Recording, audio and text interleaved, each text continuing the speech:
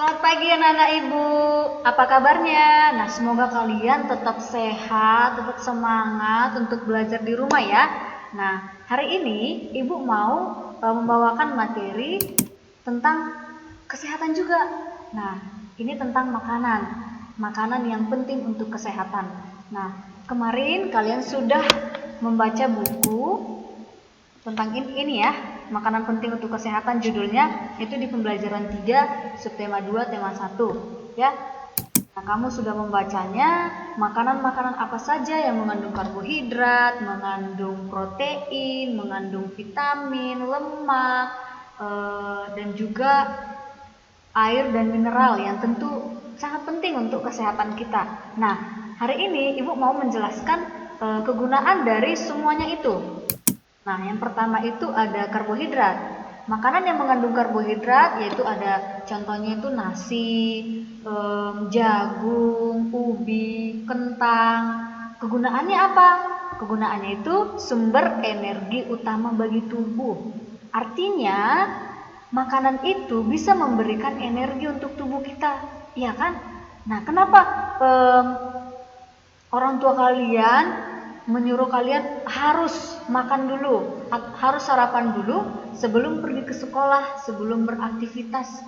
Ya ini, karena karbohidrat itu, makanan itu sangat penting supaya tubuh kalian punya energi. Oke? Yang kedua, protein. Nah, makanan yang mengandung protein itu bermacam-macam ya. Protein ini dibagi dua, ada protein hewani dan nabati. Hewani itu berarti berasal dari hewan, contohnya daging, ikan. Nah, kalau nabati berarti dari tumbuhan, itu kacang-kacangan. Nah, apa kegunaan dari protein ini, Bu? Nah, kegunaannya itu membantu meningkatkan kekebalan tubuh.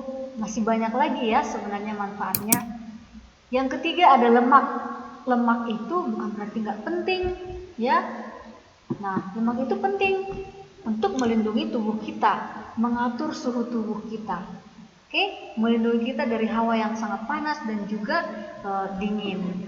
Nah, lemak ini bisa kita dapat dari daging, bisa kita dapat juga dari ini nih, ikan, dari buah alpukat, dan ada kacang-kacangan di sini. Oke, yang ketiga, yang berikutnya ada vitamin. Sudah yang keempat ya. Vitamin itu bermacam-macam. Ada vitamin A, vitamin B, vitamin C, vitamin D, vitamin E, vitamin K, banyak sekali. Dan mereka ini punya fungsi masing-masing untuk tubuh kita. Nah, jadi ibu rangkum aja di sini. Vitamin itu kegunaannya untuk meningkatkan imunitas. Apa itu imunitas? Kekebalan tubuh. Ya, itu kita bisa dapat contohnya dari vitamin C. Oke? Nah, supaya tubuh kita tetap sehat, jauh dari penyakit. Nah, kita harus mengonsumsi makanan yang banyak mengandung vitamin, ya. Banyak sekali manfaat dari vitamin. Yang berikutnya air. Nah, air ini sebenarnya ini banyak sekali manfaatnya. Tapi di sini yang ibu tuliskan ada 4 ya, menghilangkan dehidrasi atau bisa dibilang haus itu termasuk dehidrasi, kekurangan cairan. Nah, dampaknya atau akibatnya kalau misalnya kita dehidrasi adalah otak kita itu bekerjanya semakin menurun, ya, kinerjanya semakin menurun karena dia kekurangan air. Makanya kalau kita sudah kehausan, pikiran kita tidak fokus, tidak konsentrasi, buyar. Nah, jadi kalau kita minum air ini, nah, kinerja otak kita juga akan semakin meningkat. Nah, bisa juga menyehatkan pencernaan, ya, supaya pencernaannya itu lancar, ya, supaya buang air besarnya juga lancar. Bisa juga mencegah kerusakan ginjal. Oke, ginjal itu adalah organ dalam tubuh kita ya. Nah, jadi kalau misalnya malas nih minum air, nah, jangan sampai nanti terjadi kerusakan ginjal. Nah, setelah itu kamu kerjakan tugas halaman 72 ya, yaitu memberi tanda centang untuk makanan yang sebaiknya dimakan setiap hari dan memberikan tanda silang untuk makanan yang sebaiknya kita jauhi atau kita hindari atau kita makan sesekali saja. Oke? Nah, dan berikan alasannya. Mengapa itu bisa dimakan? Mengapa itu tidak bisa dimakan? Oke? Setelah itu kita mau belajar tentang matematika. Nah, di sini ada soal tentang penjumlahan, ya. Mari kita baca, ayo berlatih. Bayangkan jika suatu perkebunan dapat menghasilkan 3.400 buah dalam satu kali panen. Berapa jumlah buah yang akan dihasilkan dalam 2 kali panen? Nah, jawabannya adalah 3.400 tambah 3.400 sama dengan 6.800. Nah, jadi ketika kamu membaca soal cerita seperti ini, pahami dulu kalimatnya ya nak.